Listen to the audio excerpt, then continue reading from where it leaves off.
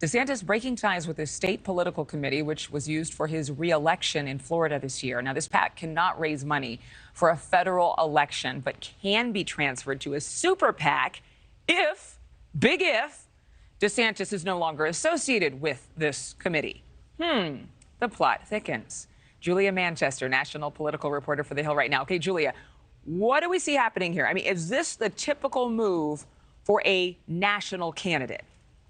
Absolutely. It's the typical move for a federal candidate. So essentially, when you're running in the state of Florida or in most other states, there aren't really limits into how much you can put into that committee. However, when you move to a federal committee, there are more limits in place. So this would signal that he is leaning towards some sort of a federal race. We would say most likely a president of the United States at this point. So it definitely signals that. And we know that similar moves have been made by other federal candidates in Florida, including Congressman Byron Donald. So it's signaling that he's moving in that direction. And that super PAC, the pro-DeSantis super PAC we talk so much about, Never Back Down, has also been making moves in terms of defending the Governor Ron DeSantis and promoting him. They're making key hires from Trump world. They're releasing statements after, for example, last night's CNN town hall with Trump attacking Trump. So all signs are pointing towards a 2024 DeSantis run. So is it possible, too, to get his name back in the news in a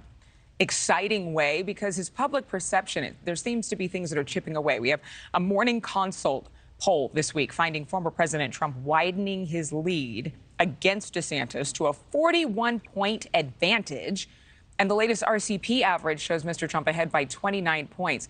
As much as a lot of people in the media do not want to think that this is possibly happening, former President Trump is far and away still the #1 contender for the candidacy for the GOP and not Ron DeSantis. Ron DeSantis' name is still being thrown around. Why?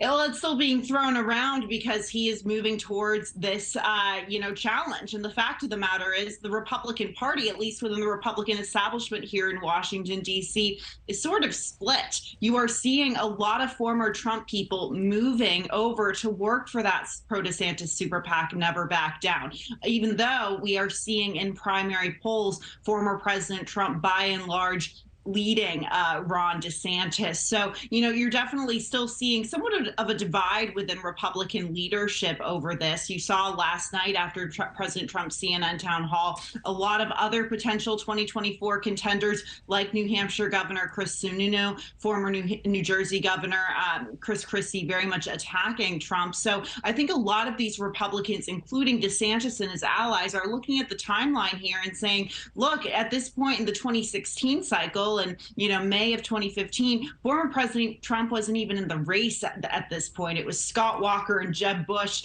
leading the PAC. So their argument is that it's still too early. But the fact of the matter is, this time around, it is different. Former President Trump is running as a former president. He has a higher name ID as many of these other candidates and potential candidates. So it's a different scenario here. We'll see if they can break through. But there is some sort of logic we're hearing from some in the Republican establishment saying that someone like DeSantis could eventually build his name in the polls. Well, he's the only one that's even close. I mean, Tim Scott's not close. Nikki Haley's not close. I mean, they're not contenders. They're barely breaking double digits, if at all. Pence is 5%. Haley's 3% in one of these polls, these Morning Consult poll numbers. So if it's not DeSantis, it may be no one, but they are both, DeSantis and former President Trump, in Iowa on Saturday. How significant is this that they're both in the same place with these dueling events?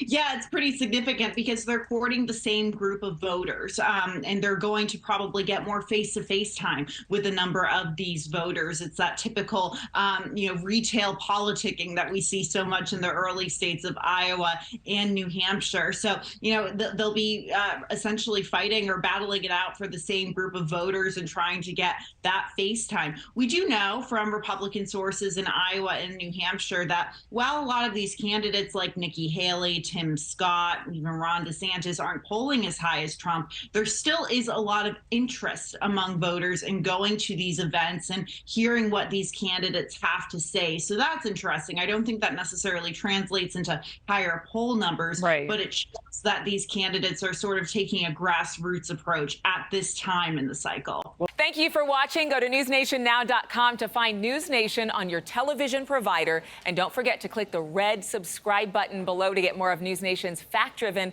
unbiased coverage.